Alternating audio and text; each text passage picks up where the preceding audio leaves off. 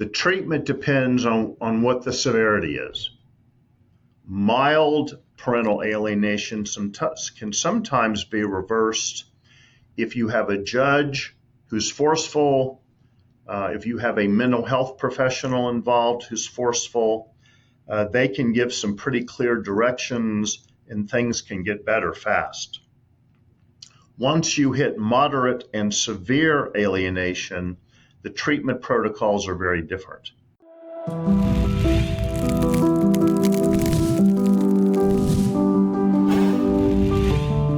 Hi, my name's Lawrence Joss, and welcome to the Family Disappeared podcast. Today we have a really cool character on the show, Dr. Alan Blotcky, and we discuss so many cool things. We discuss reunification. We discuss what you have to have your attorney do when you pick out an attorney. We go down different avenues of what parental alienation is, severe cases, moderate cases, mild cases. Super fun.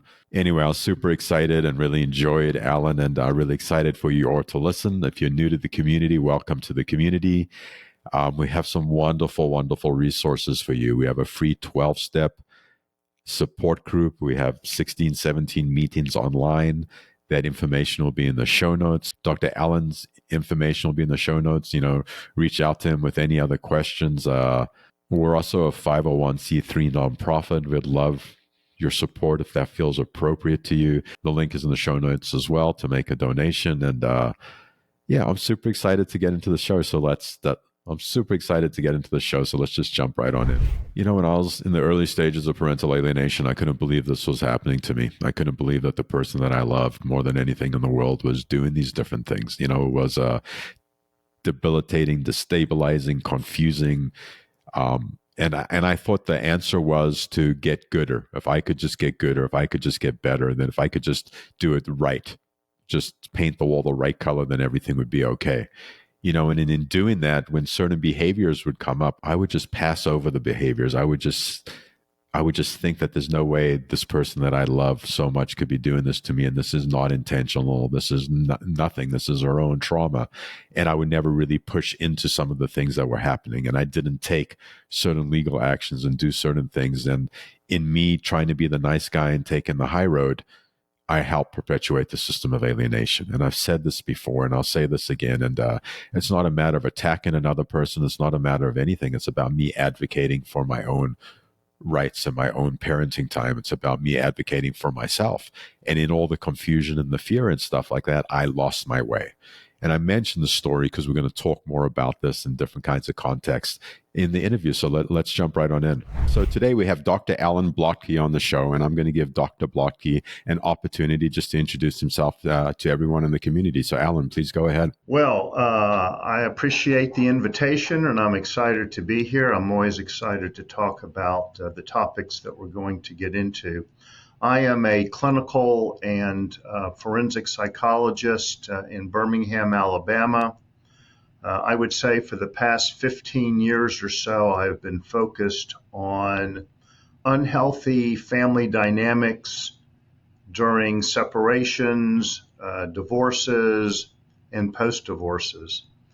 And so parental alienation and false allegations of abuse have been sort of at the forefront of what I've been doing for the past 15 years.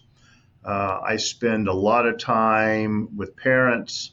I spend a lot of time in the courtroom going into cases, presenting cases, being an expert in parental alienation cases.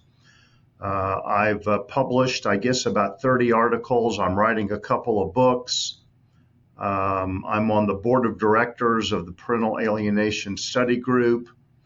I am the co-editor of Parental Alienation International. So I'm pretty embedded in the parental alienation field. Thank you for that, Alan. And that is a lot of work and a lot of service to the community. So thank you so much for everything that you've been doing. And, it has to take a toll being in the trenches for so many years. Like, do you physically just get tired and want to just say, hey, I've had enough of this, or this is just what you do? No, I get burnt out. There are times when I can rejuvenate pretty quickly, and then there are other times I really can't. And so I have to manage that as best I can. It really is a very taxing field because it's so contentious and adversarial and difficult.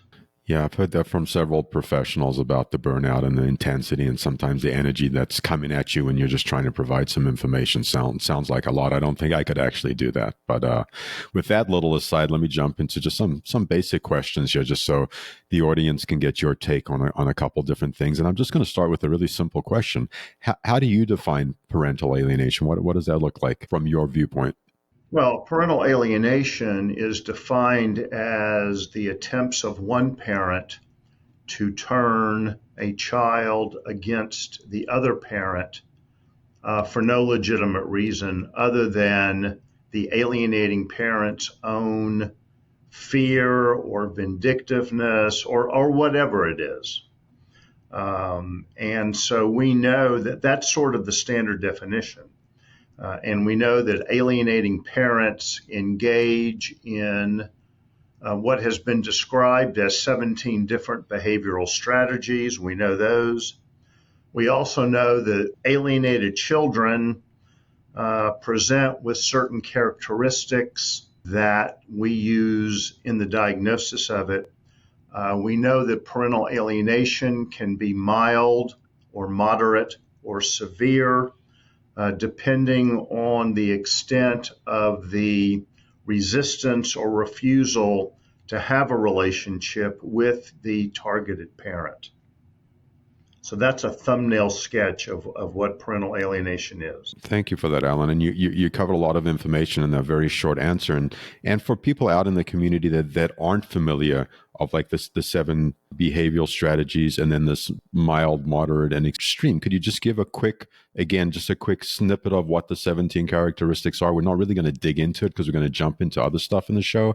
And if you could also just give the difference between the mild, moderate, and extreme, just so we can set that baseline. Well, the 17 things that I mentioned are the 17 alienating behaviors that an alienating parent will engage in.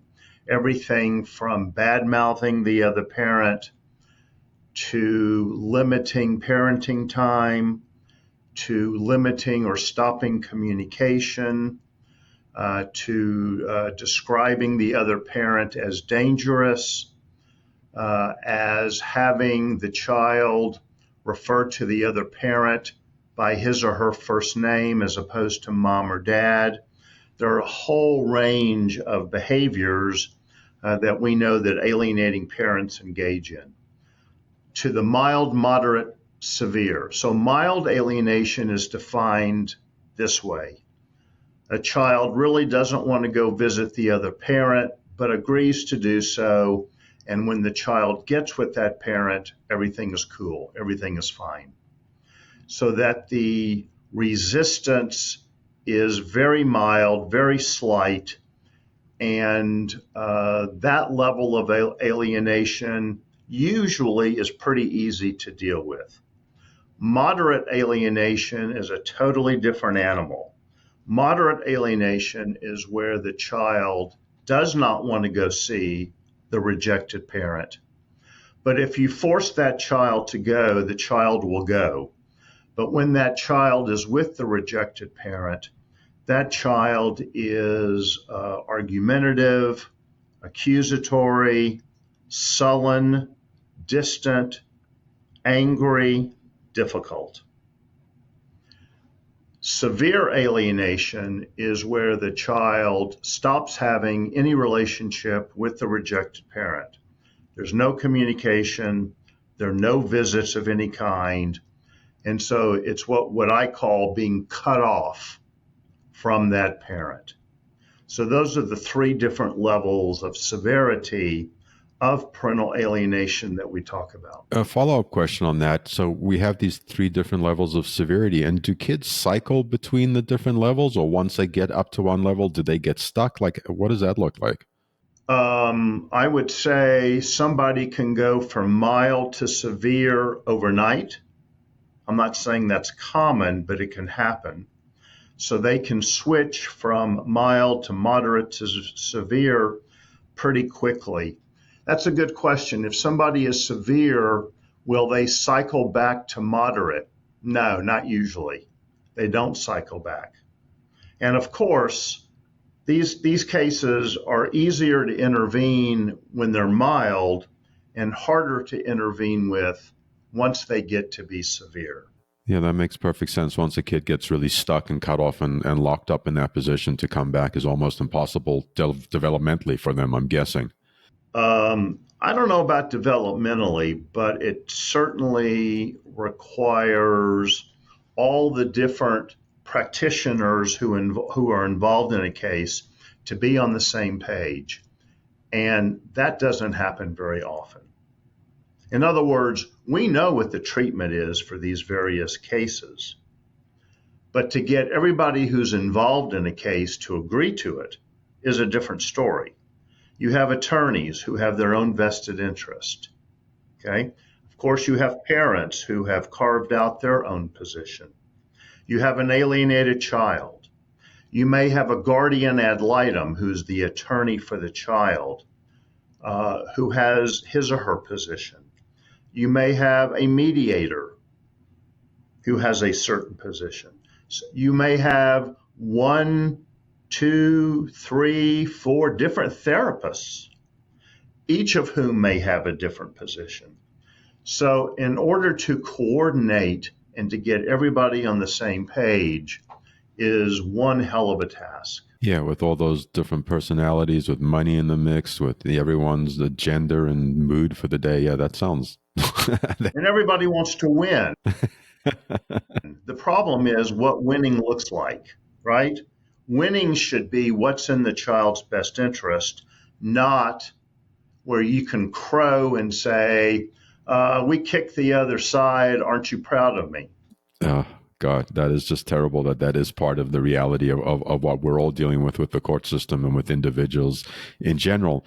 And just to touch on one other thing you said there before I jump into the rest of the questions, you said we know what the treatment is. Like, in your perspective, what is that treatment?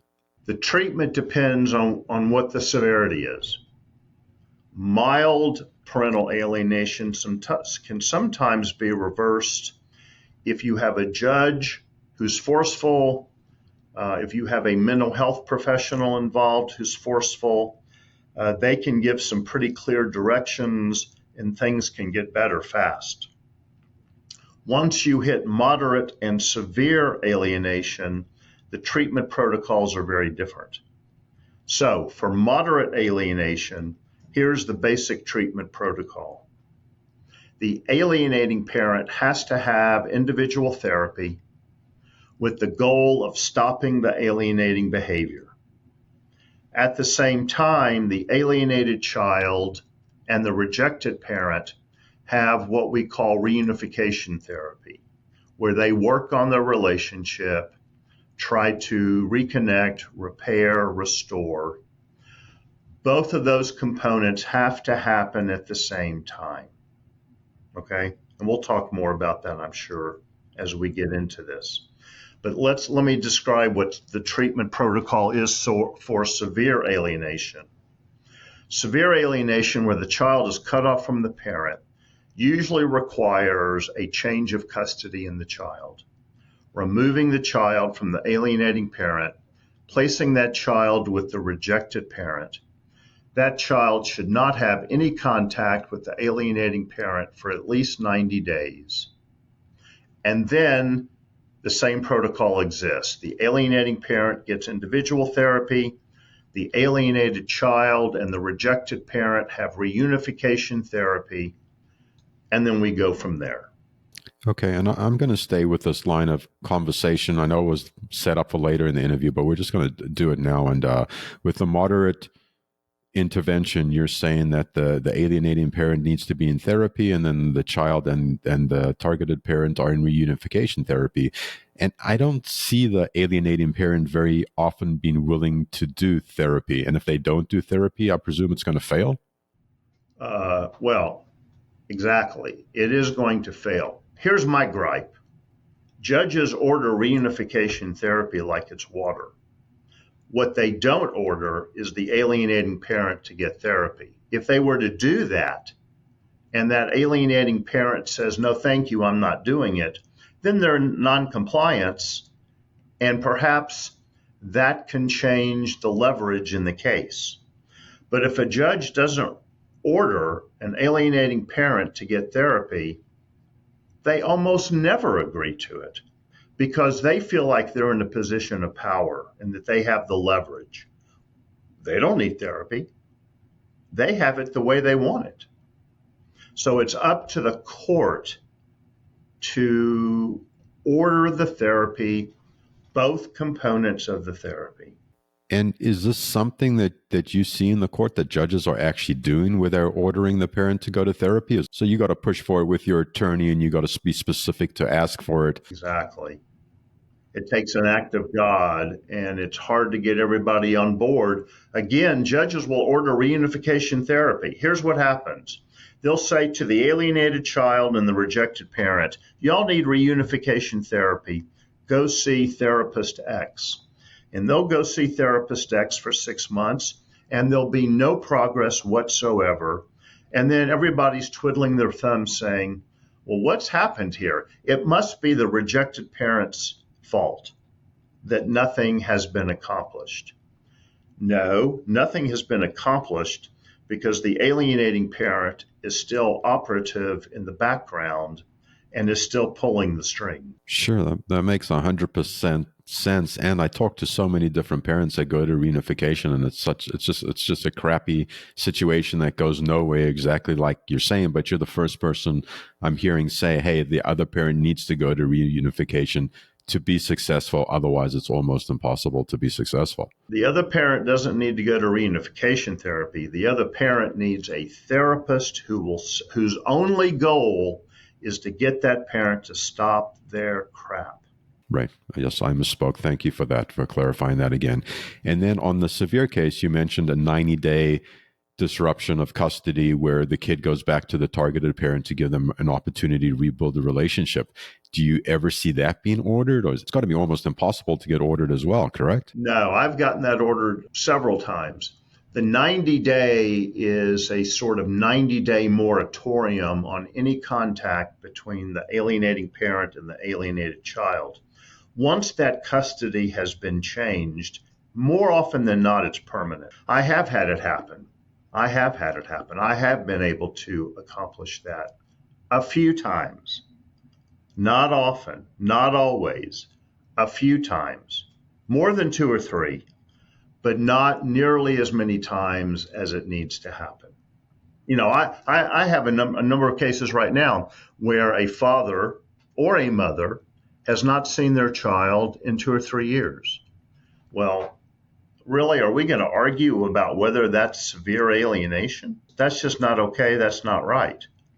But to get the judge to change custody is not an easy task. And I can talk till I'm blue in the face to convince them that it's not traumatic to move the child. It's in the child's best interest to be moved. But some judges just don't have the appetite or the spine for it. That makes a lot of sense. And thanks for talking to both of those things. And it's a great point of reference for people out in the community to bring up with your attorney, with your therapist, stuff like that. And I will make sure that we put the different topics that we're talking about, some links in the show notes for you. And Dr. Allen's information will all be in the show notes for you too, if there's any other information you want to follow up on. Can I add one quick thing? Because you mentioned the word attorney. As I have done these cases over the years, I've come to the conclusion that your attorney is critical. They don't have to be Perry Mason, but they have to understand parental alienation, and they have to be strong advocates, and they have to be open to working with an expert. Those are the 3 requirements to having a lawyer. And if you have a lawyer who doesn't do those 3 things, then the mountain, the challenge of climbing that mountain, it may be too much. Thank you. That's really useful. And you also say someone that's, understands what parental alienation is. And parental alienation is a really tricky term because bringing it up in court at times just creates a lot of discord and different disease. And sometimes it's useful, but understanding it doesn't necessarily mean that they have to lead with the word parental alienation. They just need to know how to bring in the different elements, correct? Yeah, I mean, every case is different. I think if you have a case of where a child has not had any contact with a parent for 2 or 3 years, I would not be shy about using the term parental alienation if the diagnosis fits. Got it. That makes a lot of sense. So, just moving a little bit here on staying on topic, but moving a little bit. In your experience, in your practice, and court and all the clients that you work with, what are the most common misconceptions about parental alienation that you encounter on a regular basis? Misconceptions about it. Well, one misconception is that it doesn't occur. It does occur. It does happen. And if you've ever been any kind of mental health clinician who works with these kinds of families, you know that it happens because you've seen it, you've experienced it. So one misconception is that it doesn't happen. It does in fact happen. Estimates are that maybe 25 to 30% of high conflict divorces usually involve some degree of parental alienation. That's a lot of cases. So that's one misconception, is it doesn't happen. Another misconception is that, like I said, I guess prior to us starting, parents have the idea that if I just throw out every detail in the courtroom to a judge, they will get it. And that's not usually how it works in my experience. It's up to the attorney and the mental health expert involved to present the big picture of the case and not necessarily include all of the details, because judges' eyes do glaze over, they do tune out, and they make horrible decisions sometimes. So more is not necessarily better when it comes to the details of a case. So that's a misconception.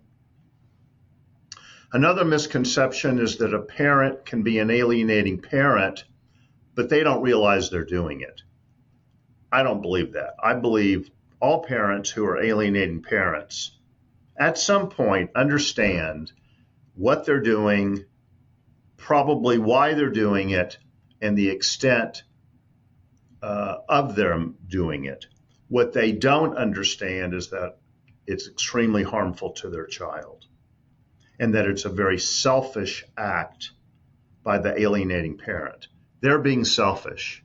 They're not helping the child. They've convinced themselves that they're helping the child, but they're not helping the child. So that's another misconception. Other misconceptions. I think attorneys sometimes think they can win the case without the use of an expert. It ain't going to happen. It ain't going to happen. And you know why? Because attorneys can't testify, but experts can. And experts can help navigate the case, put the case together, and present the case in a compelling way in the courtroom. Parental alienation is a difficult construct and a difficult entity in real life because it is what we call counterintuitive. There are certain things about it that are hard to understand because it's really the opposite of the way we tend to think about it. And so that makes it more difficult. It's challenging, it's convoluted, it takes time to figure out. So those are some of the misconceptions. Those are all wonderful points you're bringing up, and I'm just going to touch on each of them briefly that I heard you say. And I think the first one, which is incredibly important, is this idea about being succinct with the testimony and the information you bring into court. Like as you get in the motion and you get in the story and you get lost in all these things that are incredibly important to you, which they are important, you need to stick with the facts and present what's actually happening in order to have a better chance with the judge, is what I'm hearing you say, correct? Wow. What a great first half of the show. Like, I love what Alan is sharing. He's bringing up some little nuances and topics for us to dig deeper in and discuss. And super cool. Some of the stuff that he's leaning into, like you got to have an expert, like some of the ideas of the severe and mild and moderate alienation, what they look like. Can kids switch back and forth? Like, there's a lot there to think about and digest, and I'm going to have to go back and listen to this one again. So thanks for coming out to listen to the show. Remember, there's a bunch of great links and resources in the show notes. Alan's information is down there. The link to the free 12-step Parental Alienation Anonymous support group is down there. The community is wonderful, kind, loving. It's a great place to get support, and support is such a paramount need with people that are struggling with parental alienation. And there's other cool stuff down there too. There's the Family Hope Project, where you can give us a piece of art to add to the project, just to educate people about what's going on, and it's all anonymous. My email's always in the show notes, familydisappeared@gmail.com. Love to hear from you, suggest other guests or anything like that in between. And thanks for coming out to play today. And I hope to see you around the neighborhood. And if no one's told you yet today, I love you. Yeah, man, and I hope you love me too. You know what I mean? And it's in that kind of love where we're just rowing in this boat together. We might be really different kinds of people doing different kinds of things at different kinds of times, but having that kind of like support and that love is super healing, because this is hard to do by yourself. So again, thanks for coming out, and see you around the neighborhood soon.